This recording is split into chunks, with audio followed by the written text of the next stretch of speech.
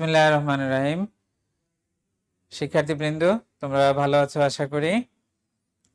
আমরা বেশ অনেক দূরই চলে আসলাম। এ পর্যন্ত আমরা 4 নাম্বার চ্যাপ্টার শেষ করে নিয়ে আসছি। আজকের লেকচারের মধ্য দিয়েই শেষ হয়ে যাবে। আমি আশা করছি যে পরীক্ষারও প্রস্তুতি নিচ্ছ, কারণ তোমাদের পরীক্ষার আমাদের যে ইন্টারনাল যে সমস্ত অ্যাক্টিভিটিস আছে সেগুলো শুরু হয়ে গেছে। হয়তো কিছুদিনের মধ্যে অ্যানাউন্সমেন্ট চলে আসবে, 2-4 দিনের মধ্যেই। তোমরা প্রস্তুতি নাও। তোমাদের সমাজবিজ্ঞানে আমাদের 5 চ্যাপ্টার্স থাকবে মেইনলি, 1 to 4, 5 থেকে কিছু থাকবে হয়তো অল্প প্রশ্ন, বাট 1, 2, 3, 4 এগুলো থেকে বেশি আসবে। 5 থেকে আমরা কম প্রশ্ন দেব, সুতরাং তোমরা এগুলো ভালো মতো প্রস্তুতি নিও। এ পর্যন্ত আমরা যে সকল বিষয়ে আলোচনা করেছিলাম, তোমাদের মনে আছে আমরা definition of sociology, scope, nature এগুলো আলোচনা করেছি। তারপরে আমরা আমাদের যে সমস্ত পায়োনিয়ার থিঙ্কার্স আছে, যে সমস্ত চিন্তাবিদ বা তাত্ত্বিক আছেন, তাদের কার্যক্রম, তাদের চিন্তা নিয়ে আমরা আলোচনা করেছি। এখন আমরা আমাদের গবেষণা পদ্ধতিগুলো নিয়ে আমরা কাজ করেছি, আলোচনা করেছি। সেগুলো তোমাদের মনে আছে যে সমাজ গবেষণা করতে গেলে কোন সব পদ্ধতি এবং বিষয়সমূহ ব্যবহার করতে হয়। সবশেষ আজকে আমরা যে 4th চ্যাপ্টার আলোচনা করছি, এই চ্যাপ্টারে আমরা আলোচনা করছি কি, যে বেসিক কনসেপ্টস, যে মূল সমাজের যে সমাজবিজ্ঞানের যে সমস্ত মৌল প্রত্যয়, যেগুলো সমাজকে বোঝার জন্য, সমাজকে ব্যাখ্যা করার জন্য যেসব প্রত্যয়গুলো দরকার, জানা দরকার, বোঝা দরকার, সেগুলো আমরা এখন আলোচনা করছি। আমরা শেষ পর্যায়ে চলে আসছি।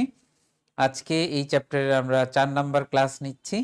আজকে আমরা যেসব বিষয় আলোচনা করব তার মধ্যে রয়েছে সোশ্যাল অ্যাসোসিয়েশন, আছে ফোকওয়েজ অ্যান্ড মরেস, সোশ্যাল কন্ট্রোল। এইসব বিষয়গুলো কিন্তু আজকে আমরা আলোচনা করব। তোমাদের মনে আছে আমরা গত ক্লাসে যে আলোচনা করেছিলাম যে সোশ্যাল গ্রুপ আলোচনা করতে গিয়ে আমরা বলেছিলাম কি, যে গ্রুপের প্রধানত দুইটা ভাগ। সমাজে অনেক ধরনের গ্রুপ আছে, কিন্তু আমরা কিছু ক্যারেক্টারিস্টিক্স দিয়ে সমাজের গ্রুপগুলোকে আমরা দুটি ভাগে ভাগ করি। সেই দুটি ভাগ ছিল কি, একটা ছিল প্রাইমারি গ্রুপ আর একটা হচ্ছে সেকেন্ডারি গ্রুপ। এই যে সেকেন্ডারি গ্রুপগুলো সমাজের মধ্যে একটা জিনিস তোমরা মনে রাখবে, যে সমাজগুলো যত তোমার এলিমেন্টারি স্টেজের হয়, সমাজগুলো যত সিম্পল হয়, সমাজগুলো যত ট্র্যাডিশনাল হয়, সেই সব সমাজগুলোতে প্রাইমারি গ্রুপগুলোর ইম্পর্টেন্স থাকে অনেক বেশি। আর সমাজগুলো যত অগ্রসর হয়, সমাজগুলো যত তোমার কি হবে, যে তোমার ইন্ডাস্ট্রিয়ালাইজড হবে, সেই সকল সমাজে সবচেয়ে বেশি গুরুত্ব থাকে হচ্ছে সেকেন্ডারি গ্রুপগুলোর। এই সেকেন্ডারি গ্রুপগুলোকে সাধারণত এক ধরনের অন্য একটু ভাবে আমরা বলি, এটাকে অ্যাসোসিয়েশন বলি। অ্যাসোসিয়েশনের বাংলা আমরা করি সামাজিক সংঘ। যেই সব সাধারণত পারপাসফুল যে সমস্ত অর্গানাইজেশন, এটাকে আমরা কখনো কখনো সোশ্যাল অর্গানাইজেশনও বলে থাকি। সোশ্যাল অর্গানাইজেশন বলে থাকি, কিন্তু সমাজবিজ্ঞানে আমরা ইউজুয়ালি এগুলোকে আমরা অ্যাসোসিয়েশন বলি। সোশ্যাল যে সমস্ত সোশ্যাল অ্যাসোসিয়েশনগুলো আছে, সেটাকে আমরা এখন আস্তে আস্তে আমরা আলোচনা করব। সেই জিনিসগুলো তোমরা একটু ফলো করার চেষ্টা করবে। যে এখানে আমরা প্রথমে আসো, যে আমরা দেখি যে কিভাবে অ্যাসোসিয়েশনকে ডিফাইন করা যায়। আমরা আগেই বলেছিলাম যে অ্যাসোসিয়েশন আসলে কি, যে সেকেন্ডারি গ্রুপ। তাহলে কিভাবে ডিফাইন, এখানে তোমরা যে ছবি দেখতে পাচ্ছ, কি দেখতে পাচ্ছ, যে একটা মার্চ পাস্ট, তাই না? কারা? একটা নির্দিষ্ট শ্রেণীর একটি পেশাজীবী সংগঠন, তারা একটা পেশাজীবী দল, তাদের একটা উদ্দেশ্য আছে। কি উদ্দেশ্য এদের? বাংলাদেশ আর্মি আছে এখানে, বাংলাদেশ আর্মির ছবি আছে। বাংলাদেশ আর্মি কি করে? বাংলাদেশ আর্মি বাংলাদেশকে ডিফেন্ড করে, তাই না? যে তোমার যে এক্সটার্নাল কোনো এনিমি থাকলে, সেই এক্সটার্নাল এনিমি থেকে আমাদের যে বর্ডার আছে, সেই বর্ডার সহ আমাদের লাইফ অ্যান্ড আওয়ার প্রপার্টিজ গুলোকে তারা ডিফেন্ড করে কি, ফরেন এনিমির যে কোনো ধরনের আক্রমণ বা সম্ভাব্য আক্রমণ থেকে আমাদেরকে রক্ষা করে। এখন তাহলে কি পারপাসফুল, এটা কি উদ্দেশ্য, তাদের উদ্দেশ্যটা কি ডিফেন্ড করা। ডিফেন্ড করা কাকে? একটা জাতিকে, একটা দেশকে ডিফেন্ড করার জন্য তাদের সার্টেইন লেভেল অফ, তারা কিন্তু একসাথে কাজ করে। এই যে একটা জাতি বা দেশকে ডিফেন্ড করার জন্য একসাথে কাজ করে, দিস ইজ দেয়ার পারপাস।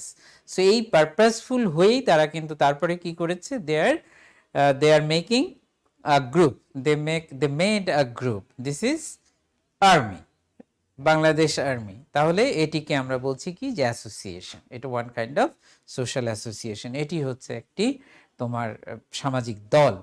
তারা কিন্তু একসাথে কাজ করে, একটা দলবদ্ধ হয়ে কাজ করে, তারা কিন্তু একসাথে মুভ করে, একসাথে তাদের একটা সেন্ট্রাল কমান্ড আছে, তারা সবাই কিন্তু সেই কমান্ডের সঙ্গে যুক্ত, এবং তারা কি একটা কোঅর্ডিনেটেড ওয়েতে কাজ করে, তাই না, পরস্পরের সাথে সম্পৃক্ত হয়ে। ধরো এখন তোমার রাজশাহী থেকে একটা আর্মি মুভ করলো রংপুরের দিকে, আবার বগুড়া থেকে একদল আর্মি মুভ করলো তোমার রাজশাহীর দিকে, তারপরে পথের মধ্যে একদল আর একদল, তাহলে কি হবে, টোটাল কেওয়াস। সো তারা কোঅর্ডিনেটেড হয়েছে, কে কোথায় থাকবে কিভাবে, everything they know each other. তারপরে কি তাদের মধ্যে এক ধরনের সংহতি বোধ আছে, যে বাংলাদেশ আর্মি, বাংলাদেশ আর্মি শুনলে, যদিও বাংলাদেশ আর্মি আমাদেরও গর্বের বিষয়, কিন্তু তারপরেও তোমার তাদের নিজেদের মধ্যে তাদের একটি অভ্যন্তরীণ যে সলিডারিটি, সেটি কিন্তু তাদের মধ্যে গড়ে ওঠে, কি তাদের নিজস্ব। যখনই তারা তাদের অর্গানাইজেশনের সিম্বলগুলো দেখে, কালার আছে, তাদের সিম্বল আছে, এগুলো যখনই তারা দেখে, তাদের একটা আবেগের সঞ্চার হয়। So all those things are related to association. তাহলে আমরা এই অ্যাসোসিয়েশন, দেখো এখানে আমরা আরো দেখতে পাচ্ছি নানা ধরনের অ্যাসোসিয়েশন, শুধু এক ধরনেরই না, শুধু যে পেশাজীবী হবে তাই না, আরো অন্য ধরনের হতে পারে। তোমরা ছাত্ররা মিলে যেটা করো, সেটাও কিন্তু ওয়ান কাইন্ড অফ অ্যাসোসিয়েশন। তোমার পাড়ায় যে ফুটবল ক্লাব আছে, সেটিও কিন্তু ওয়ান কাইন্ড অফ অ্যাসোসিয়েশন। তোমার ডাক্তারদের যে সমিতি আছে, সেটি কিন্তু অ্যাসোসিয়েশন। তারপরে তোমার টিচারদের অ্যাসোসিয়েশন আছে সারা দেশব্যাপী। আমাদের ধরো বিসিএস এডুকেশন, যে এডুকেশন ক্যাডারের একটা অ্যাসোসিয়েশন আছে, সেটি একটি। ডাক্তারদের অ্যাসোসিয়েশন আছে, তোমার কি বলে যে বাস শ্রমিকদের অ্যাসোসিয়েশন আছে, বাস মালিকদের অ্যাসোসিয়েশন আছে, অল কাইন্ড অফ প্রফেশনালস আছে, নন প্রফেশনালস আছে, রিক্রিয়েশনাল আছে, নানা ধরনের উদ্দেশ্য। কিন্তু যেরকমই হোক না কেন, তাদের কিন্তু একটা বিশেষ ফোকাস পারপাস আছে, একটি অবজেক্টিভ আছে, সেই অবজেক্টিভ নিয়ে তারা কাজ করে। সেই জন্য আমরা এখন দেখি যে কি সাধারণত তাদের মধ্যে, ওই যে বললাম যে আর্মির সদস্যরা, তাদের মধ্যে কি যে একটা সবাইকে জানছে, তারপরে তারা নিজেদেরকে এক পোশাক দেখলেই তারা বুঝতে পারে, তাদের মধ্যে সম্পর্কটা আমার সাথে আর তাদের সাথে সম্পর্কের ধরনটা একটু ভিন্ন। এটি হচ্ছে যে তাদের নিজস্ব একটা ইন্টারেকশনের একটা ধরন আছে। কি আছে যে তুমি আর্মিদের কোথাও কোনো ক্যান্টনমেন্টে যাও, বা যেখানে আর্মিরা কাজ করে সেখানে যাও, তুমি যে দেখো তোমার আত্মীয় আছে, বা তুমি একজন অফিসারের সঙ্গে তুমি যেভাবে কথা বলছো, তোমার যে আরেকজন, তার যদি জুনিয়র হয় অথবা সিনিয়র হয়, সে যেই হোক না কেন, তাহলে কিন্তু কথা বলার ধরনটা ভিন্ন। এই যে ইন্টারেকশন, তোমার types of nature of interaction, relationship, special types of relationship সবার। তুমি ছাত্ররা, তোমাদের যে সংগঠন আছে, কিংবা একটা ফুটবল ক্লাবে তোমার যে কোচ, বা তোমার যে সেখানে যে তোমার তোমরা কি বলে যে ওই যে প্র্যাকটিস করছে, তোমার প্র্যাকটিসের মাঠে গিয়ে তোমার আমরা দেখলাম পেপারে আসছে যে আমাদের সাকিব আল হাসান একজন ডাক দিয়ে, ওই যে মেহেদি বা কাকে একজনকে ডাক, এই মেহেদি, আমাদের কোচের নাম কি রে, ব্যাটিং কোচের। সো তোমার এটা আর্মিতে কি সম্ভব? না, impossible. They have the special type of characteristics, তাদের ভিন্ন ধরনের। আবার ওখানে সাকিব আল হাসানরা যেখানে কাজ করে, কারণ সাকিব আল হাসানদের কিন্তু ওই ধরনের সম্পর্কই দরকার, না হলে কিন্তু ওইটা চলবে না। আবার আর্মিতে যেটা আমি বললাম, ব্রুক্রেসি বা এরকম, যে প্রত্যেক জায়গায় স্পেসিফিক এন্ড অর ইন্টারেস্ট, এইটা মনে রাখতে হবে ভালো করে, যে এখানে এন্ড মানে কিন্তু শেষ না, এখানে মনে রাখতে হবে যে এন্ড মানে কি, অবজেক্টিভ, এখানে এন্ড মানে পারপাস। সো তাহলে যে তোমার স্পেসিফিক একটা বিশেষ ধরনের, সাধারণত এক বা একাধিক বিশেষ, ফুটবল ক্লাব কি জন্য করেছে, যে এন্টারটেইন দ্য পিপল। তারপরে তোমার আর্মির কথা আমি বললাম, যে ডিফেন্ড দ্য নেশন। তারপরে তোমার স্কুল কলেজ এডুকেশনাল, তোমার যে তোমাদের ছাত্রদের যে তোমাদের কি অ্যাসোসিয়েশনের মূল হচ্ছে যে জ্ঞান অর্জন। তুমি কি more you learn, more you more you can contribute to your nation. তুমি যত বেশি জানবে তোমার জাতির মধ্যে, তুমি তত বেশি কন্ট্রিবিউট করতে পারবে। তুমি যত বেশি জানবে, যত বেশি শিখবে, তত তোমার জীবন তত বেশি, তোমার অ্যাচিভমেন্ট তত বাড়বে। তো সুতরাং এখানে হচ্ছে এটা যে স্পেসিফিক তোমার পারপাস, এইমড। আর ইন্টারেস্ট কি? ইন্টারেস্ট হচ্ছে তোমার ওই যে ব্যবসায়ীদের কথা বললাম, কিংবা তোমার ওই যে ভোক্তা অধিকার, তোমরা নাম শুনেছ নিশ্চয়ই, যে কনজিউমার্স অ্যাসোসিয়েশন আছে। তারপরে আর কি আছে? দ্য ডক্টরস অ্যাসোসিয়েশন আছে। তারপরে তোমার ওই যে বললাম যে তোমার বাস শ্রমিকদের অ্যাসোসিয়েশন আছে। বাস শ্রমিকদের অ্যাসোসিয়েশন কি করে? বাস শ্রমিকদের আছে প্রধানত যে শ্রমিকরা যেন কোনোভাবে তাদের অধিকার বা নানা ধরনের এগুলা থেকে বঞ্চিত না হয়। This is interest. এখানে ইন্টারেস্টে যখন তোমরা আমাদের সোশিওলজি পড়বে তখন মনে রাখবে, বাংলাদেশে যখন বলে যে হি ইজ ইন্টারেস্ট সিকিং, তো এটার দ্বারা সাধারণত বাংলাদেশে আমরা নেগেটিভ অর্থই গ্রহণ করি, কিন্তু ইন জেনারেলি আমরা যখন বিজ্ঞান নিয়ে আলোচনা করি তখন কিন্তু আমরা ইন্টারেস্ট বলতে কোনো নেগেটিভ বা পজিটিভ কোনোটাই বুঝাই না। এর সাধারণ মানুষ যেটা অনুসন্ধান করে, যেটা চায়, যেটা পেতে চায়, এগুলাকেই আমরা বলি ইন্টারেস্ট। তো ইন্টারেস্ট এখানে কি? যে বাস শ্রমিকদের ইন্টারেস্ট হচ্ছে যে বাস মালিকরা যেন তাদেরকে অতিরিক্ত কাজ করায় না নেয় বা অস্বাভাবিকভাবে কম বেতন না দেয় ইত্যাদি, এটা লজিক্যালি তারা যেন তাদের পেমেন্টটা পায়, এই সমস্তের জন্য তারা তাদের এই অ্যাসোসিয়েশন। This is interest. ডক্টররা কি করে? ডক্টররা তাদের যেন সিকিউরিটি, তাদের যেন প্রফেশনাল যে সমস্ত অ্যারেঞ্জমেন্ট, সেগুলো যেন তাদের অনুকূলে থাকে, তারা যেন কোনোভাবেই কোনো ডিসক্রিমিনেশন বা কোনো ধরনের আনলফুল কোনো অ্যাক্টিভিটিজের শিকার না হয়, সেই জন্য তারা কি করে? এগুলো করে। এবং তারা কি করে? Mainly they are maintaining the relationship between the government and the doctors and their professional interest. এই প্রফেশনাল ইন্টারেস্টকে তারা বজায় রাখার জন্য, তারা সরকারের সঙ্গে আলোচনা করার জন্য তাদের এই তোমার অ্যাসোসিয়েশন আছে। এইভাবে তোমার আমি আমি আশা করি যে জিনিসটা তোমাদের কাছে পরিষ্কার হয়েছে যে অ্যাসোসিয়েশন আসলে ইন্টারেস্ট বলতে এখানে কি বোঝায়। Rules and regulation, every association has a specific kind of rules and regulations, যে তাদের নিজস্ব, ওই যে আমি বললাম যে আর্মিদের ওদের যে রুলস অ্যান্ড রেগুলেশনস, আর তোমার ওই ব্যুরোক্রেসি যে সেখানকার রুলস রেগুলেশন আলাদা। আবার আমরা যে টিচারদের যে প্রফেশনাল রুলস অ্যান্ড রেগুলেশন, সেটি কিন্তু আবার আলাদা, মানে ভিন্ন ধরনের, একেবারে আলাদা হয়তো না, কিন্তু ভিন্ন ধরনের। তাদের যে ডিসিপ্লিনারি মেজার্স গুলো আছে আর আমাদের ডিসিপ্লিনারি মেজার্স কিন্তু একেবারে সেম না। তো সুতরাং এই যে স্পেসিফিক বিহেভিয়ারাল প্যাটার্ন, তোমার এটা আসার আগেই যে একটি বিশেষ ধরনের আচরণের কাঠামো, প্যাটার্ন মানে এখানে মনে রাখবে যে একটা কাঠামো, একটা গঠন, আদল, তাই না? তো প্যাটার্ন হচ্ছে এই যে ধরো আমি এবং তুমি, আমাদের মধ্যে যে রিলেশনশিপ, আমাদের মধ্যে রিলেশনশিপ কিন্তু তোমার এক ধরনের। আবার যে একজন তোমার যে ইয়ে আছে, তোমার ওই যে আর্মিদেরও তো তোমরা যেমন শিখছো, আর্মিদের মধ্যেও শেখে, তাই না? ওরাও তো তোমার যারা যে নতুন যারা রিক্রুটেড যারা, তারাও কিন্তু শেখে, কিন্তু এই শেখার মধ্যে তো একরকম না। আমরা তোমাদেরকে কোনো সময় তোমাদের তোমাদের যে তুমি যদি ভালো কাজ না করো বা তুমি যদি রুলস অ্যান্ড রেগুলেশন ফলো না করো, তাহলে তোমার জন্য আমি যে ব্যবস্থা নিয়ে থাকি আর ওরা যে ব্যবস্থা নেয়, totally different. So this is a specific behavioural pattern. তারপরে তোমরা তোমাদের শিক্ষকের সঙ্গে, এখন বলা হচ্ছে কি, আগের দিনে ছিল যে যেই শিক্ষককে ছাত্ররা যত ভয় পায় সে তত বড় শিক্ষক। আর এখনকার যে এখন যে তোমার সারা দুনিয়াতে যে সমস্ত তোমার এডুকেশন থিওরিজ গুলো অ্যাপ্লাই করা হচ্ছে, সেগুলো হচ্ছে মূলত একজন ছাত্রের সাথে শিক্ষকের যত ক্লোজ রিলেশন, যত ইনফর্মাল রিলেশন, তত বেশি ছাত্র বেশি শিখতে পারবে। যত ইনফর্মাল, তুমি যত সহজে তোমার শিক্ষকের সঙ্গে কথা বলতে পারবে, মিশতে পারবে, তত তুমি বেশি শিখতে পারবে। So the paradigm is totally absolutely changed. যে তোমার কিন্তু ওখানে কিন্তু আলাদা, ওই যে আর্মি পুলিশ টুলিশ যদি হয় ওসব জায়গাতে আলাদা, কিন্তু আমাদের আর তোমাদের মধ্যে যেটা, সেটি কিন্তু সম্পূর্ণ ভিন্ন। কারণ হচ্ছে যে এখানে আমাদের মধ্যে একটা ইজি গোয়িং কমিউনিকেশন থাকতে হবে, ইজিলি আমরা যেন একে অপরের সঙ্গে কমিউনিকেট করতে পারি। কারণ তুমি যদি তোমার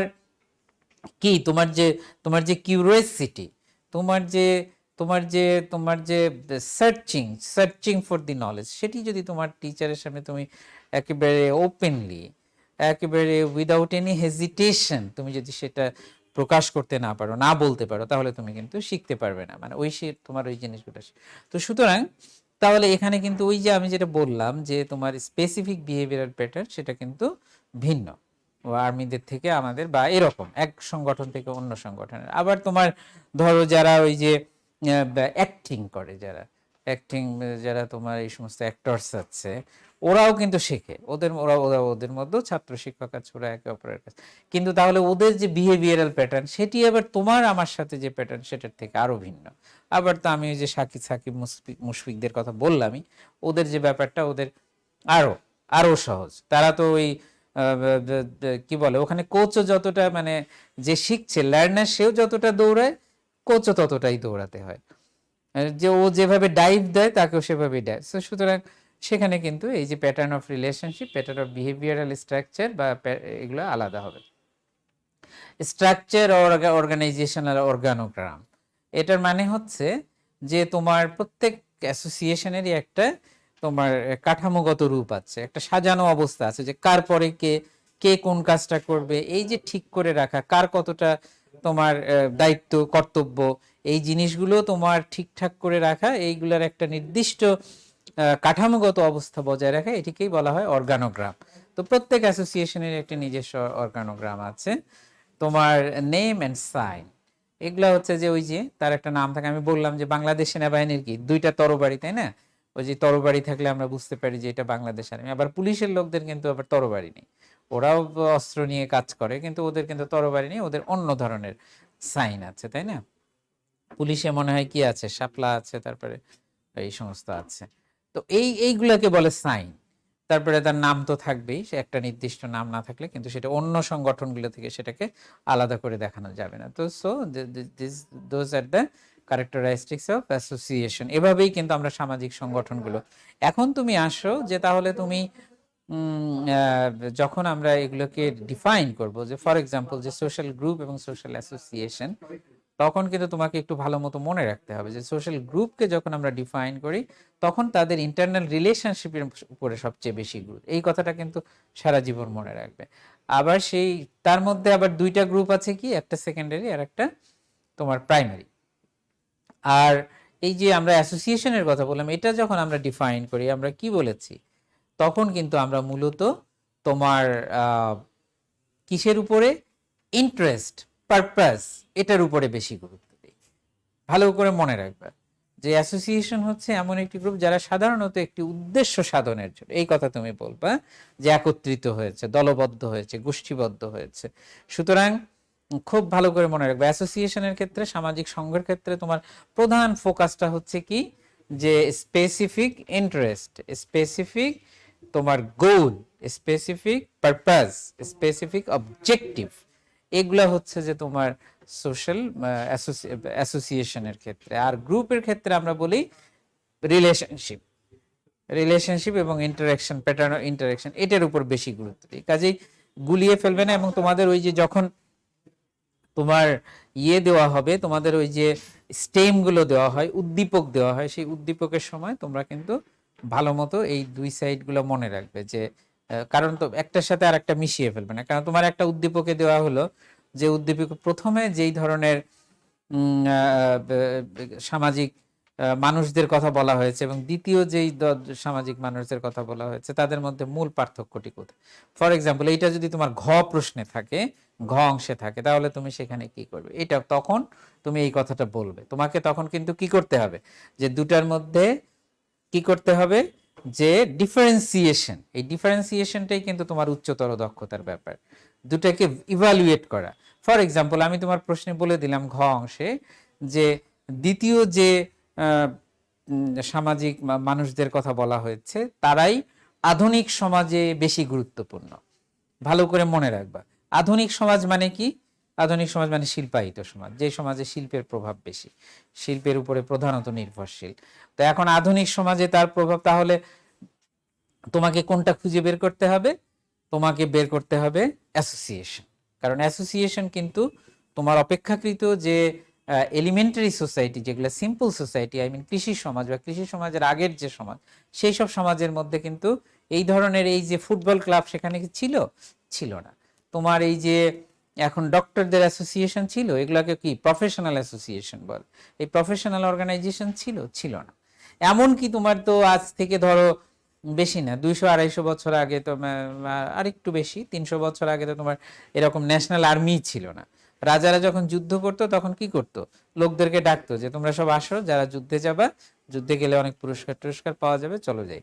তারপরে লোকজন যেত, যুবকরা যুদ্ধ করে যখন জিততো, জিতে গেলে তখন রাজা যে সম্পদ ওই সব দেশ দখল করে পেত, সেগুলা সে নিজে রাখতো, আর একটা অংশ তার সৈনিকদের মধ্যে ভাগ করে দিত, তারা ওইসব সম্পদ নিয়ে বাড়ি চলে যেত। This is army, this was the army.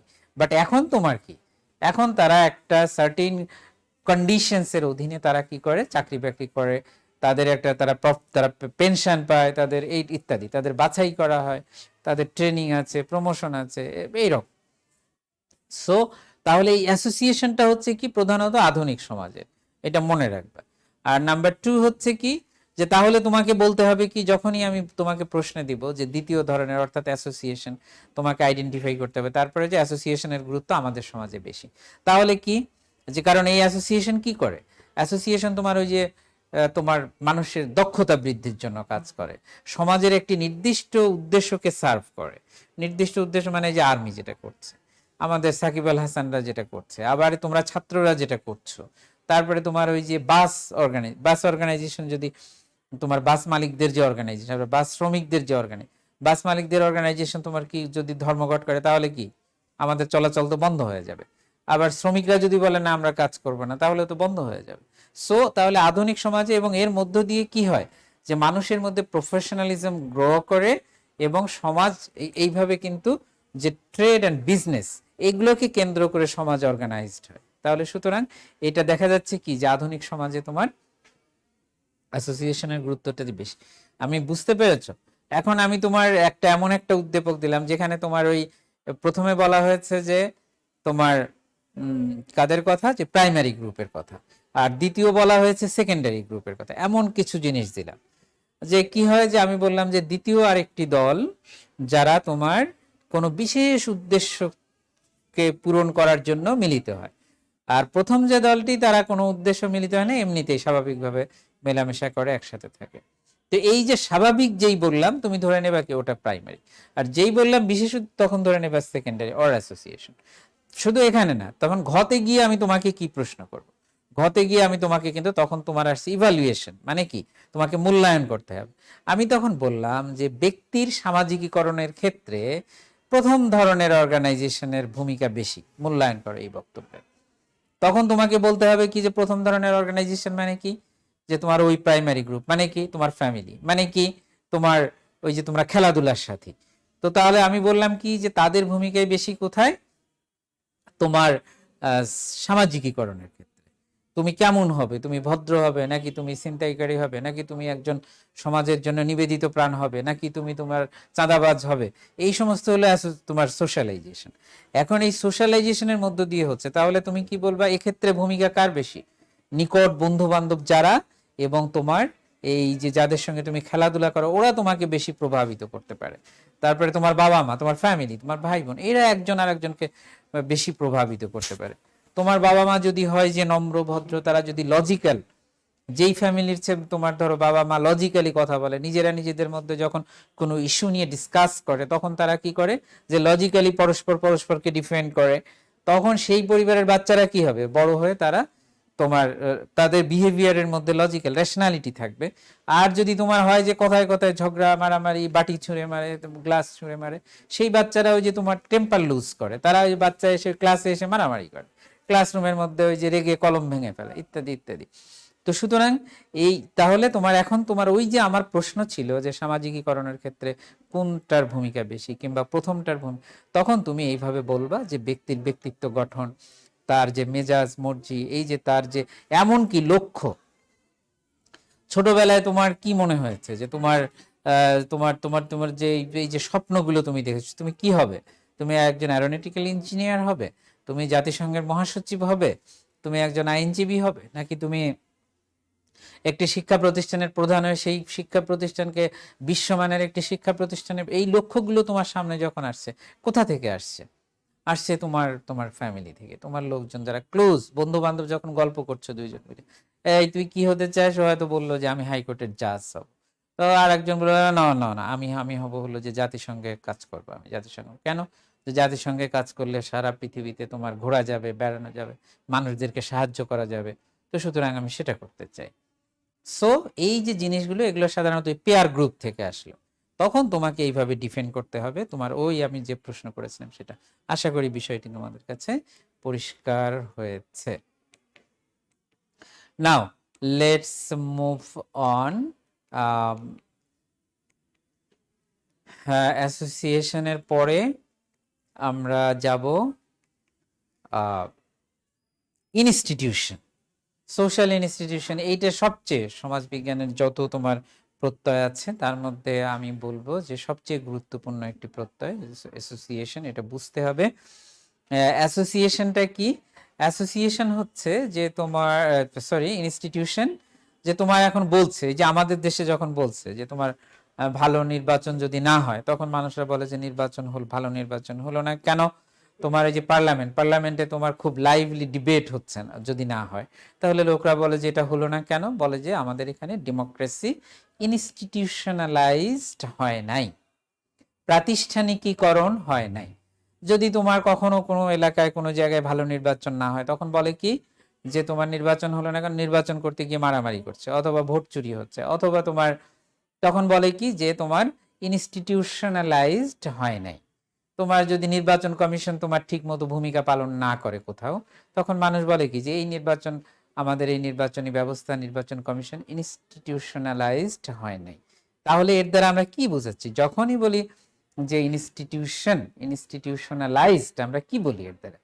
আমরা বলি যে অপেক্ষাকৃত স্থায়ী একটা ব্যবস্থা। তার মানে কি, ভালো নির্বাচন করতে করতে, প্রতিযোগিতামূলক, শান্তিপূর্ণ, সবাই সবাইকে সহযোগিতা করে, এর মধ্য দিয়ে নির্বাচন করতে করতে করতে করতে এমন একটা স্থায়ী, এই যে তোমরা আমেরিকাতে দেখলা কয়দিন আগে যে সেখানে কিন্তু নির্বাচনের পরে ডোনাল্ড ট্রাম্প, এটা আমেরিকার ইতিহাসে প্রথম যে কোনো নির্বাচনে পরাজিত হয়ে কোনো ব্যক্তি বা কোনো দল ক্ষমতা ছাড়তে চায় নাই, কিন্তু সে কিন্তু ক্ষমতায় থাকতে পারেও নাই, সে নির্বাচনে পরাজিত হয়ে। কেন পারে নাই বলো? এই যে ইনস্টিটিউশনালাইজড। সেখানে কি হয়েছে যে ইনস্টিটিউশনগুলো অত্যন্ত শক্তিশালী। তা সে চাইছিল কি, প্রথমে চাইছিল যে কোর্ট দিয়ে সে এই নির্বাচনের ফলাফল বাতিল করে দিতে, কিন্তু সে পারে নাই। কোর্টগুলো, তোমার ওখানে আর্মি চিফ কি বলেছে? আর্মি চিফ বলেছে যে না, আমরা শপথ নিয়েছি কনস্টিটিউশনের নামে, আমরা শপথ নিয়েছি আমাদের সংবিধানের নামে, আমরা কোনো ব্যক্তির নামে শপথ নিই, কোনো রাজা বা রানীর নামে শপথ নেই। কাজেই দেশ এবং কনস্টিটিউশনকে সাপোর্ট করা আমাদের দায়িত্ব, কোনো ব্যক্তি বা দলকে না। তারপরে যখন তোমার সে কোর্টে গেল, বিভিন্ন কোর্টে গেল, একের পর এক সব কোর্ট রিজেক্ট করে দিয়েছে যে তুমি যে বলছো যে ভোট ভালো হয় নাই, তোমার তার প্রমাণ কি? প্রমাণ দাও। সে কোনো প্রমাণ যখন দিতে পারে নাই, কোনো মানে যেটাকে বলে যে তোমার কগনিজেবল, যে তোমার কোনো প্রমাণ যখন সে হাজির করতে পারেনি, কোনো কোর্ট তার কথা শোনে নাই। তার নিয়োগ করা বিচারপতিরা, তারা কিন্তু তার কথা শুনে নাই।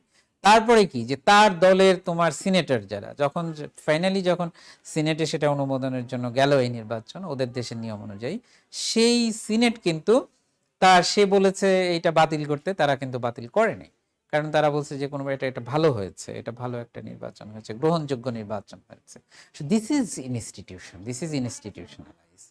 যখন একটা নিয়ম পালন, মানুষ একভাবে একটা বিশেষ রুলস অ্যান্ড রেগুলেশন মেনটেন করে কাজ করতে, যখন তোমার ওইটাই রীতি হয়ে যায়, সবাই ওইটা অনুযায়ী কাজ করে, কেউ সেটার থেকে ব্যত্যয় ঘটে না, সরে যায় না, তখন এই যে আমি এখানে যে ছবি দিয়েছি দুটো, একটা দেখো একটা পার্লামেন্টের ছবি, আর একটা হচ্ছে কিসের, যে ছেলে মেয়েরা পরীক্ষা দিচ্ছে। যেমন পরীক্ষার হলে তুমি বললা যে ওকে আমি আমি তাহলে বই দেখে লিখবো, কিংবা আমি আমার বন্ধুর সঙ্গে শেয়ার করে লিখবো, চলবে কোনো দেশের পরীক্ষা? এ দেশে তোমার কত, আমাদের 25-30 লাখ ছেলে মেয়ে তোমার এই যে পরীক্ষা দেয়, তোমার এই যে এসএসসি এইচএসসি। এখন এরা যদি বলে এই 25-30 লাখকে যদি লাঠি দিয়ে, বন্দুক দিয়ে তোমার পরীক্ষা দেওয়াতে হয়, তাহলে হবে? পরীক্ষা দেশে দেওয়ানো যাবে? যাবে না।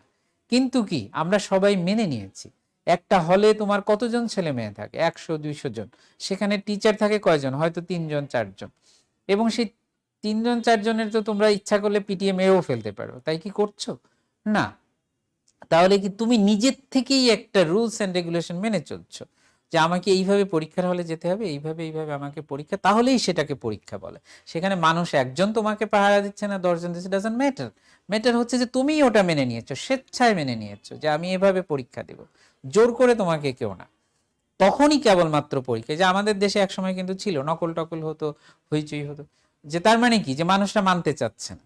কিন্তু এখন তো অনেকটা তোমার পরিস্থিতির উন্নতি হয়েছে। তো এটা কি জন্য যে আমরা স্বেচ্ছায় মেনে নিয়েছি, দিস ইজ পরীক্ষা, এটা হচ্ছে যে স্ট্যান্ডার্ড। এই যে একটা রুলস অ্যান্ড রেগুলেশন মেনটেন করে কোনো কাজ সম্পাদন করা, সেটিকেই বলা হয় সামাজিক প্রতিষ্ঠান। সামাজিক প্রতিষ্ঠানের উদাহরণ কি? ম্যারিজ, বিবাহ। সামাজিক প্রতিষ্ঠানের উদাহরণ কি? পরিবার।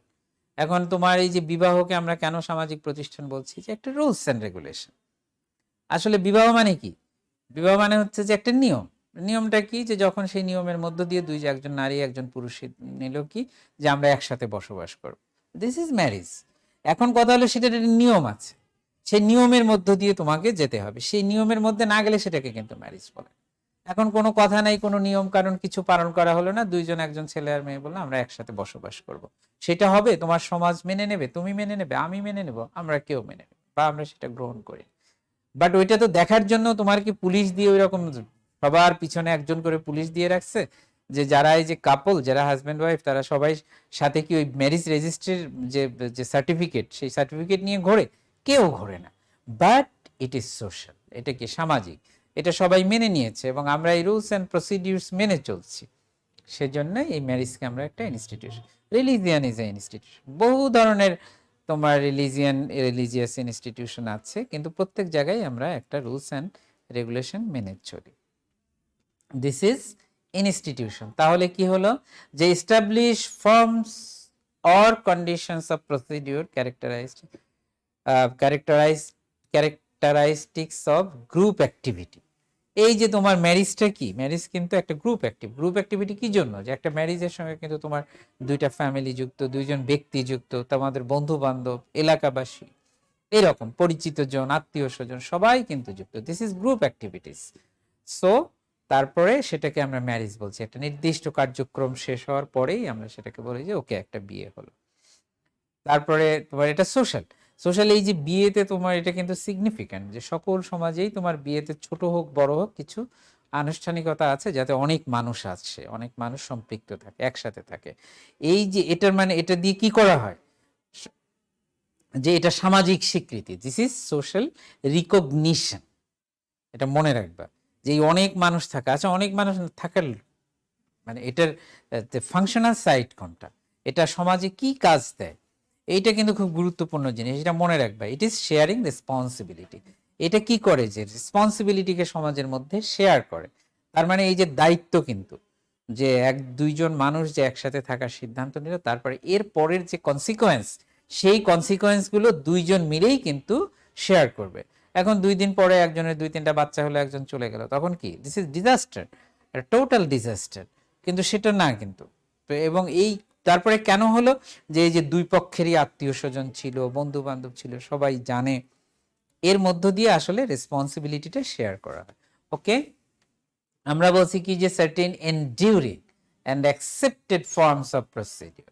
এনডিউরিং মানে কি? যে স্থায়ী, যেটা স্থায়ী হয়ে আছে সমাজের মধ্যে। আর অ্যাকসেপ্টেড ফর্মস অফ প্রসিডিউর মানে ওই যে বিয়ের কথা বললাম কি, যে তোমার আমাদের সমাজের বিয়ে আর ইউরোপিয়ান সমাজের বিয়ের মধ্যে কিন্তু কিছুটা পার্থক্য আছে, যদিও মূল জিনিসটা এক, যে দুইজন নারী পুরুষ একসাথে থাকার জন্য সামাজিক স্বীকৃত যে ব্যবস্থা, সেটি হচ্ছে যে তোমার ম্যারেজ।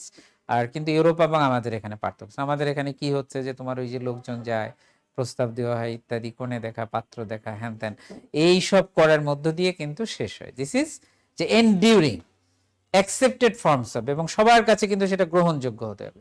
হুট করে একজন বললো যে আমরা দুইজন বিয়ে করে ফেলেছি, সেটি কিন্তু হবে না। হয় তার সেটা মানে ওরকম হতে হলে তারপরেও কিন্তু মিনিমাম একটা তোমাকে ওই যে সার্টিফাই করতে হবে, অফিসে যেতে হবে, ইত্যাদি ইত্যাদি। Relation between individual and groups, এবং এর মধ্য দিয়ে কি হয়? যে ব্যক্তি এবং তার দলের মধ্যে, যত ধরনের দলের মধ্যে আমরা বসবাস করি, সমস্ত দলের মধ্যে সম্পর্কটা চিহ্নিত হয়।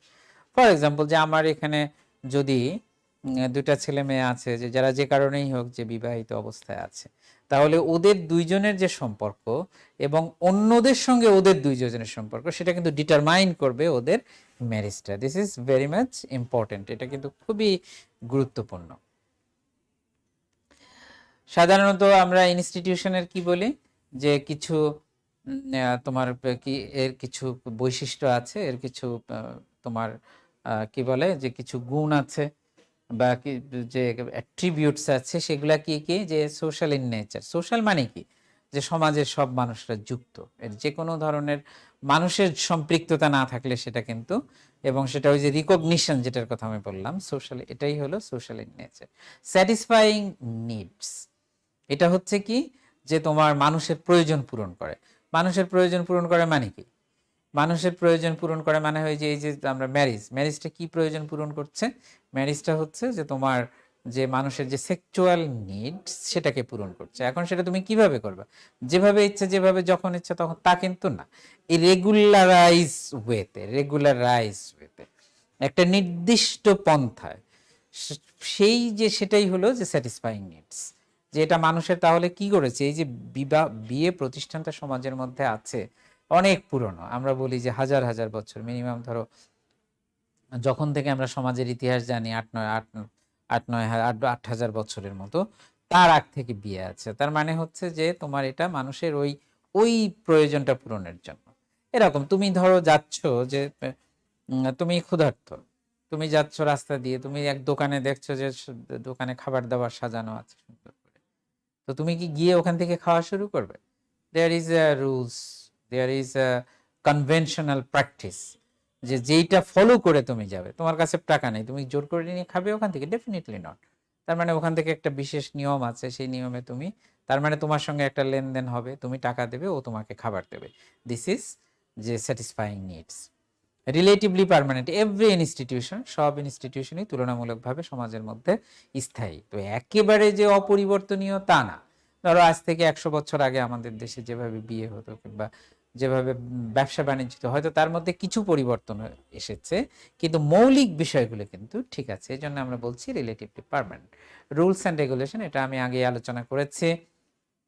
Control of human behave, every institution, তোমার এই সব ইনস্টিটিউশন কি করে, যে তোমার মানুষের আচরণকে নিয়ন্ত্রণ করে, অর্থাৎ আচরণকে একটি নির্দিষ্ট পন্থায়।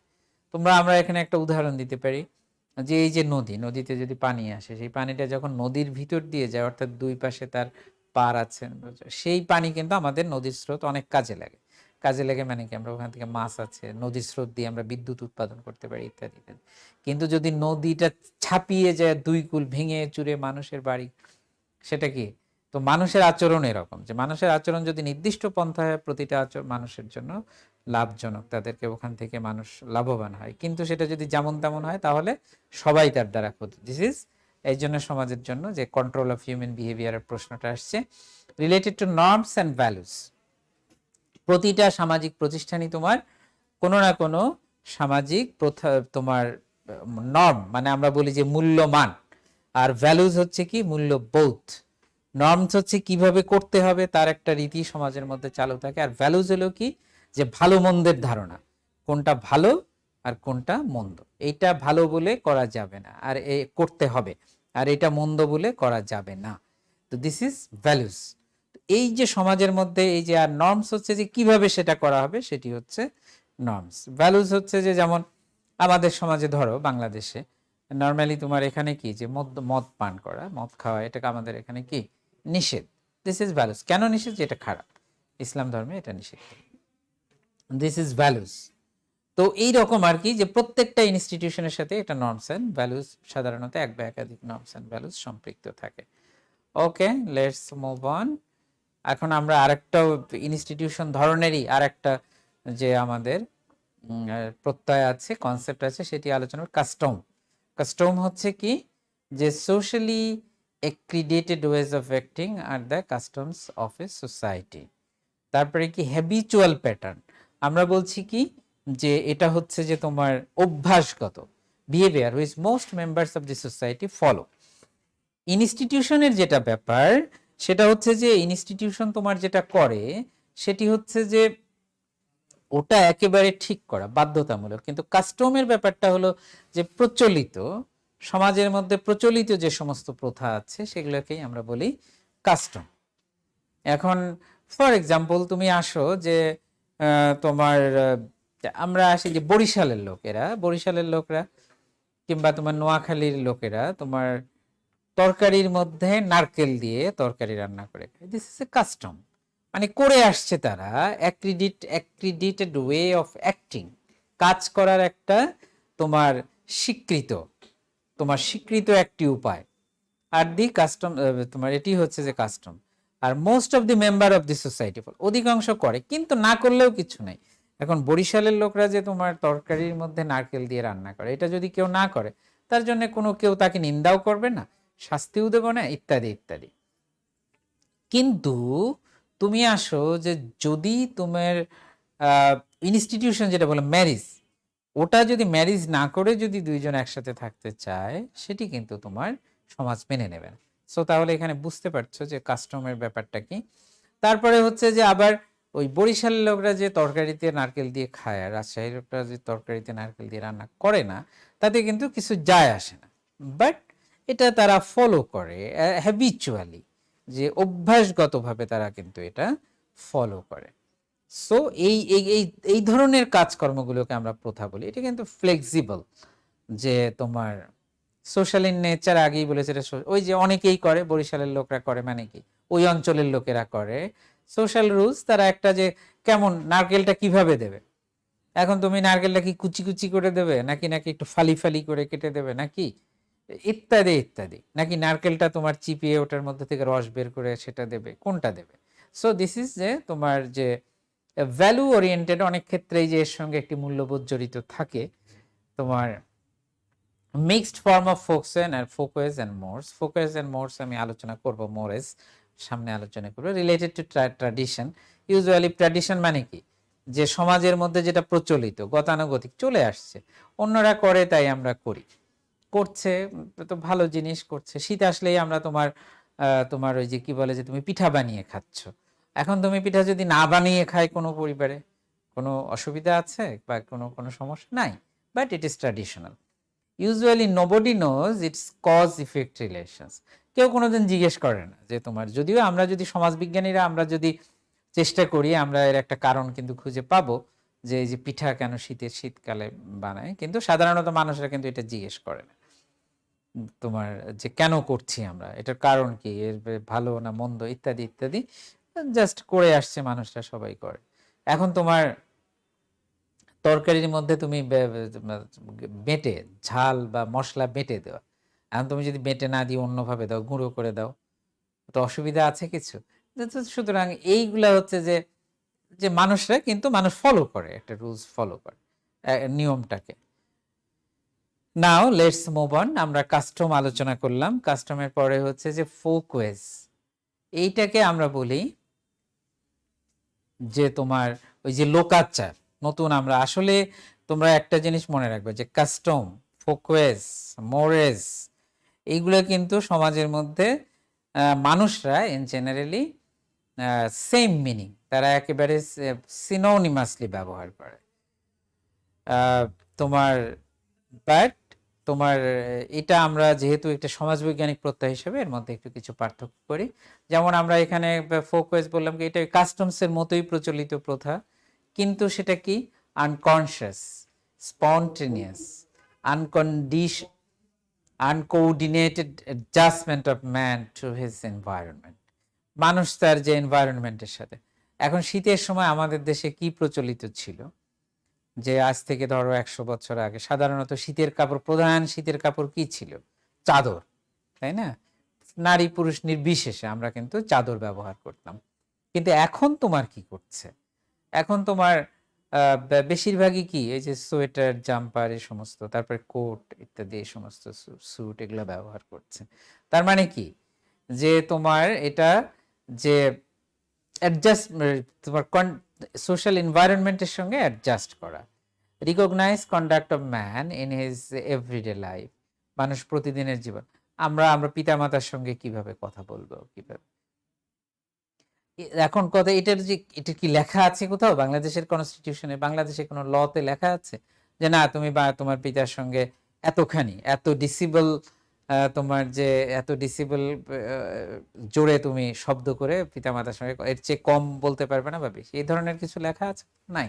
কিন্তু আমাদের সোশ্যালি একটা রিকগনাইজ স্ট্যান্ডার্ড, যে আমার বাবার সাথে আমি যখন কথা বলবো কিভাবে বলবো, কিভাবে যেন তিনি হার্টেড না হন, তিনি যেন বিরক্ত না হন, ইত্যাদি ইত্যাদি। মায়ের সাথে যখন কথা বলবো ইত্যাদি, এইগুলো হচ্ছে যে এইভাবে, যে এভরিডে লাইফে রিকগনাইজড একটা ম্যানার। ওইটা কিন্তু তুমিও বুঝো, তোমার পিতামাতাও বুঝছে যে তুমি কিভাবে কথা বলছো, কখন তুমি মানে তার সঙ্গে যে নর্মালি বলছো, ন্যাচারালি বলছো, কখন সেটা অ্যাবনর্মাল ওয়েতে বলছো। Everything are clear to both of them, both sides.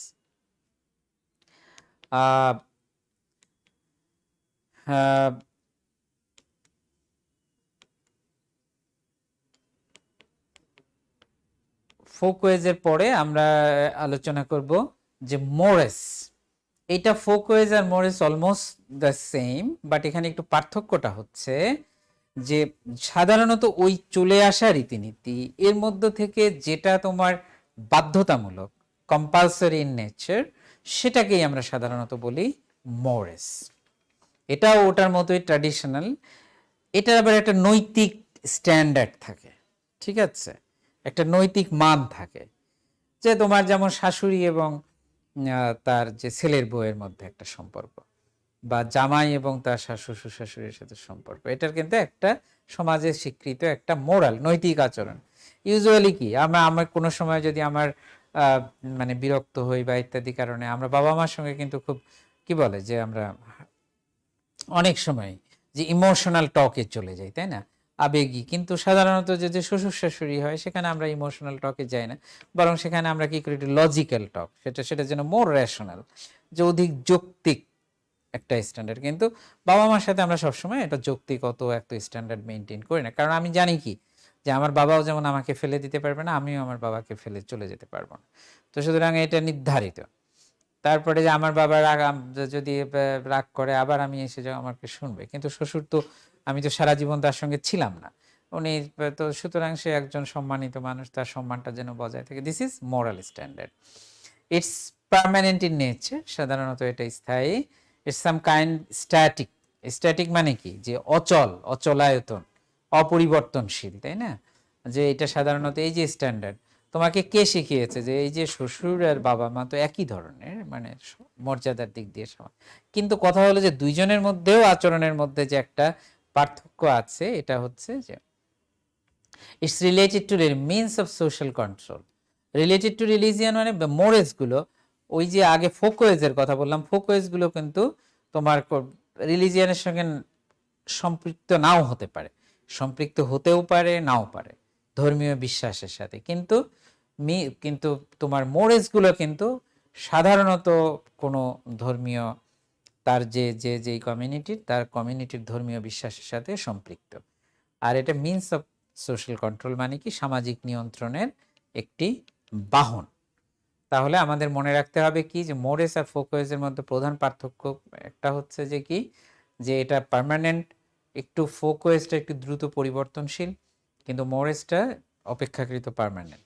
এটা রিলিজিয়ানের সঙ্গে সম্পৃক্ত, এটা মোরালিটির সঙ্গে সম্পৃক্ত। এইগুলা হচ্ছে যে তোমার সাধারণত যেসব জায়গায় আমরা পার্থক্য করি, এই যে মোরেজের কথা বললাম কি, যে এটা কম্পালশন, ব্যক্তির উপরে বাধ্যবাধকতা আরোপ করে। আর ফোকওয়েজের ওই যে তোমার আমি রান্নার উদাহরণ দিয়েছি। আর মোরেজের ক্ষেত্রে কি, যে আমি যে তুমি শ্বশুর শাশুড়ির সঙ্গে কিভাবে আচরণ করবে সেটার উদাহরণ। তাহলে কিন্তু ওটা ফ্লেক্সিবল, রান্নার আইটেম তুমি চেঞ্জ করে ফেলতে পারো, কিন্তু শ্বশুর শাশুড়ির সঙ্গে তোমার যে স্ট্যান্ডার্ড আমাদের সমাজ যেভাবে আশা করে সেইভাবে আচরণ করা, এটা কিন্তু কম্পালসারি, ইজিলি চেঞ্জড। ফোকওয়েজটা সহজে বদলে দেওয়া যেতে পারে বা যায়, কিন্তু তোমার সাধারণত কোনো মোরেস চেঞ্জ হতে হলে এটা দীর্ঘ সময় লাগে। রিলেটেড টু রিলিজিয়ান আমি যেটা বললাম, সাধারণত মোরেসগুলো ওইভাবে রিলিজিয়ানের সঙ্গে সম্পৃক্ত নাও হতে পারে। আমাদের নেক্সট কনসেপ্ট, আজকে আমরা এই অধ্যায় কিন্তু শেষ করে দেব। আমাদের নেক্সট কনসেপ্ট হচ্ছে কি, সোশ্যাল কন্ট্রোল। সোশ্যাল কন্ট্রোল, সামাজিক নিয়ন্ত্রণ। সামাজিক নিয়ন্ত্রণ মানে কি, যে এইখানে তোমার রাস্তায় দাঁড়িয়ে একজন ট্রাফিক তোমার কি করছে, যে ট্রাফিক নিয়ন্ত্রণ করছে, ট্রাফিক কন্ট্রোল করছে, গাড়ি ঘোড়া নিয়ন্ত্রণ করছে, গাড়ি ঘোড়া কোন দিক দিয়ে চলবে এসব নিয়ন্ত্রণ করছে। তাহলে সেখানে তোমার কি আছে, সেখানে ওর তার হাতে কিন্তু তোমার লাঠি আছে, তারপরে তার কাছে ইনফোর্সমেন্ট, ইনস্ট্রুমেন্ট অফ ইনফোর্সমেন্ট আছে, যে জোর করে সে বাধ্য করতে পারে। তারপরে যদি কেউ না শোনে, সে তোমাকে কি করবে, যে তোমাকে ওই যে কি বলে, যে সে ফাইন করবে, তারপরে তোমাকে শাস্তি দেবে, ইত্যাদি ইত্যাদি, এই সমস্ত আছে। কিন্তু সামাজিক ক্ষেত্রে আমরা যে এই যে এই সোশ্যাল কন্ট্রোল মিন্স কি, একটা জিনিস মনে রাখবে যে কন্ট্রোল অফ বিহেভিয়ার। এই কথাটা কিন্তু ভালো করে মনে রাখবে যে সামাজিক নিয়ন্ত্রণ মানেই হচ্ছে সামাজিক আচরণ নিয়ন্ত্রণ। ছোট ছোট করে এই সমস্ত প্রত্যয়গুলো বা এর মিনিংসগুলো মনে রাখবে, ডেফিনেশনগুলো মনে রাখবে। সামাজিক নিয়ন্ত্রণ মানেই হচ্ছে কি, যে তোমার কি control of behaviour, regularisation of behaviour, human behaviour সামাজিক প্রেক্ষিতে। এখন আমার ঘরের মধ্যে আমি কি স্যুট পরে আছি, নাকি টাই পরে আছি, নাকি লুঙ্গি পরে আছি, নাকি কিছুই পরে নাই, ডাজন্ট ম্যাটার। বাট আমি যখন লোকজনের মধ্যে আসি তখন কিভাবে, এবং তো সেটা কিন্তু আবার বাংলাদেশ আবার ইউরোপ, তার মধ্যে কিন্তু পার্থক্য আছে। So it is control of behaviour, আচরণ নিয়ন্ত্রণ। আমি কিন্তু তোমার আমি একজন কি, আমি একজন তোমার প্রফেসর, আমি ইউজুয়ালি কি, যে একজন রিক্সাওয়ালা আমার যেখানে ভাড়া 10 টাকা, সে 20 টাকা চাইলো, এখন কি আমি একটা থাপ্পড় মেরে দেবো তার গালে? আমি সেটা করতে পারি না। আমারও মেজাজ খারাপ হয়, কিন্তু আমি করি না। আমি তার সঙ্গে জোরে উচ্চবাচ্য ঝগড়া করতে পারি, বেটা তুমি এত বেশি ভাড়া চাই, কিন্তু আমি সেটা করি না। কেন করি না? যে it is not match with my social status, this is behaviour control. এটি হচ্ছে আচরণ নিয়ন্ত্রণ। এখন তুমি আমার ক্লাসরুমে আছো, তুমি একটা হয়তো এমন কিছু করলা যে ডিস্টার্বিং কিছু করলা, আমি তো তোমার গালে একটা চড় মেরে দিতে পারি, কিন্তু আমি সেটা করি না। কেন করি না? যে তোমার সাথে আমার যে রিলেশনশিপ, এটা চড় মারার রিলেশনশিপ না। তাহলে তখন আমি আমার রাগটাকে কন্ট্রোল করলাম। This is control of behaviour. কেন কন্ট্রোল করলাম? কন্ট্রোল করলাম এই কারণে যে আমি তোমার সাথে যদি ওই আচরণটা করি, তাহলে তুমি যেই অভিজ্ঞতা দিয়ে আমার এখান থেকে যাবে, সারা জীবন আমার রিলেশনশিপ, ওই অভিজ্ঞতা তোমার শেখাটা আর হবে না। তুমি আমাকে অভিশাপ দিয়ে এই প্রতিষ্ঠান থেকে চলে যাবে, কিন্তু তোমার যে জানার প্রতি তোমার যে আগ্রহ, সেটা কিন্তু আমি শেষ করে দিলাম। সো তখন আমি কি করছি, নিজেকে কন্ট্রোল করছি। This is behaviour control. তো এই বিহেভিয়ার কন্ট্রোল করা হয়, এই যে কন্ট্রোল সামাজিকভাবে যে করা হয়, সেটিকেই আমরা বলি সোশ্যাল কন্ট্রোল। তোমার তো এটা আমি আগেই বললাম যে কন্ট্রোল কি, control of behaviour, regulation of behaviour. তারপরে কি আছে, যে ভ্যালুস ইম্পোজ আপন মেম্বার্স, সেটা কি করে, যে জোর করে। এখন কেউ যে, তুমি ক্লাসের মধ্যে আছো, 50 জন আছো, 50 জনের হয়তো দেখা যাচ্ছে যে 45, 46, 47 সবাই তোমার রুলস অ্যান্ড রেগুলেশন মেনে চলছে। একজন হয়তো কি করছে, পিছনে তোমার কি করছে, যে মোবাইল দেখছে, তো তোমার মোবাইল খুলে দেখছে। এখন তোমার তাহলে কি হলো, তো তখন তোমার এখানে কি, এখানে একটা ভ্যালু আরোপ করে। ভ্যালুটা হচ্ছে যে নাম্বার 1, যে তুমি যখন ক্লাসের মধ্যে আছো, ক্লাসের অন্য ছেলে মেয়েদের অসুবিধা হয়, সেটি তুমি করতে পারো না, এ ধরনের কোনো কাজ তুমি করতে পারো না। এই ভ্যালুসটা তোমাকে কিন্তু শিখিয়ে দেওয়া। কে শিখিয়েছে? তোমার বাবা মা শিখিয়েছে, তুমি তোমার ফ্যামিলি থেকে শিখেছো, যে আমরা যখন অনেক মানুষের সাথে থাকি, অন্য মানুষদের যে অসুবিধা হয়, এ ধরনের কোনো কাজ আমার করা উচিত না, সেটা আমার ভালো লাগুক বা না লাগুক। This is the values. এই ভ্যালুসটা ধারণ করো বলেই তুমি কিন্তু তোমার ক্লাসরুমের মধ্যে বসে মোবাইলটা দেখছো না, বরং তোমার ক্লাস ভালো না লাগলেও তুমি এমন একটা ভান করছো যে তুমি যেন ক্লাস শুনছো। কি জন্য? যে ওই ভ্যালুসটা তোমার বাবা মা তোমাকে শিখিয়েছিলেন। কি শিখিয়েছিলেন? যে আমরা যখন মানুষের সঙ্গে থাকি, তখন যেন অন্য মানুষদের অসুবিধা হয় এমন কিছু না করি। This is values. তো এই ভ্যালুটা তোমার এই সোশ্যাল কন্ট্রোলের মধ্য দিয়ে আসলে কি করা হয়, আরোপ করা হয়। এখন তোমাদের এই সোশ্যাল কন্ট্রোলের ব্যাপারে একটু অন্যগুলোর আমরা ক্যারেক্টারিস্টিক্সের কথা বলেছি, বাট এখানে আমরা যেটা দেখবো যে এজেন্সিজ অফ সোশ্যাল কন্ট্রোল, এই জিনিসটা একটু যখন তোমরা আরো বড় হবে, অনেক কিছু এই ব্যাপারে পড়াশোনা করবে। বাট সিম্পলি আমরা শুধু আজকে যে এজেন্সিজ অফ কন্ট্রোল, অর্থাৎ কোন মাধ্যমগুলো, তোমার এই কন্ট্রোলটা করে, মানুষের আচরণ নিয়ন্ত্রণে কাজ করে। কারণ মানুষের আচরণ কিন্তু নিয়ন্ত্রণ, ওই যে আমি তোমার নদীর উদাহরণ দিয়েছি, নদীর যদি কুল ছাপিয়ে যায়, মানুষের ফসল, বাড়িঘর সব নষ্ট করে দেয়। আবার যদি নদী স্বাভাবিকভাবে তার নিয়ন্ত্রিত উপায়ে স্রোত বয়ে যায়, সেটা অনেক উপকার, আমাদের ফসল, গাছগাছালি ইত্যাদি ওটার জন্যই হয়। তারপরে তোমার ওই যে নদীর পানি দিয়ে আমরা বিদ্যুৎ করতে পারি, আরো বহু কিছু করতে পারি। সো কাজে কন্ট্রোলটা খুব দরকার আছে। তো সেটা তোমার এই যে এজেন্সিস অফ কন্ট্রোল, যে এই সমস্ত মাধ্যম দিয়ে মানুষের আচরণ নিয়ন্ত্রণ। কোন কি? ফার্স্ট ওয়ান, তুমি মনে রাখবা যে পৃথিবীর সকল সামাজিক জীবনের ভিত্তি হচ্ছে ফ্যামিলি। সুতরাং সামাজিক নিয়ন্ত্রণের প্রথম শক্তিশালী মাধ্যম, এই যে আজকে তোমার এই যে নেশা, এটা এই যে ফ্যামিলি কন্ট্রোলটা দুর্বল হয়ে যাওয়ার বা রিলেশনশিপটা দুর্বল হয়ে যাওয়ার জন্য তোমার কিন্তু এটা হচ্ছে যে মাদক, ছেলেমেয়েরা খুব এখন কিন্তু অনেক বড়, তোমরা যারা গ্রামে ট্রামে থাকো এই সমস্যাটা তুলনামূলক কম, কিন্তু শহরে অনেক বেশি, যত বড় শহর তত এই সমস্যা বেশি। মানে রাজশাহী থেকে ঢাকায় বেশি, ঢাকার থেকে হয়তো আরো বড় শহর সেখানে আরো বেশি, এবং এটা একটা বড় সমাজের উচ্চ স্তরে এটা আরো বেশি, যারা ধনী টনি তাদের পরিবারে কিন্তু আরো বেশি, যে তোমার এই যে ইয়াবা টিয়াবা হ্যান এই সমস্ত আরো বহু রকম আছে। এই যে মোবাইলে এই সমস্ত এডিক্টেড হয়ে যাওয়া, এইগুলা কিন্তু তোমার এই ফ্যামিলি কন্ট্রোল যত দুর্বল হচ্ছে এগুলো বেড়ে যাচ্ছে। দেন রিলিজিয়ান, আসলে রিলিজিয়ান কি? রিলিজিয়ান হচ্ছে আমাদের সোর্সেস অফ ভ্যালুস। মানুষের এই দুনিয়াতে যত রকমের ভ্যালু আছে তার সবচেয়ে বেশি পরিমাণ ভ্যালুর সোর্সেস হচ্ছে রিলিজিয়ান। আসলে রিলিজিয়ানই মানুষের মধ্যে ইম্পোজ করে দেয়, তার মধ্যে একেবারে তোমার এটাকে তোমার কি করে যে ইমপ্লান্টেড করে দেয়, রোপণ করে দেয়, যে কি, যে ভালো মন্দের ধারণাগুলো, সেই ধারণা মানুষের আচরণ নিয়ন্ত্রণ করে। না হলে তো যাদের ক্ষমতা আছে তো তারা তো অনেক কিছু করতে পারে, যা খুশি তাই অনেকে করে, কিন্তু আরো যদি করতো তাহলে কি হতো?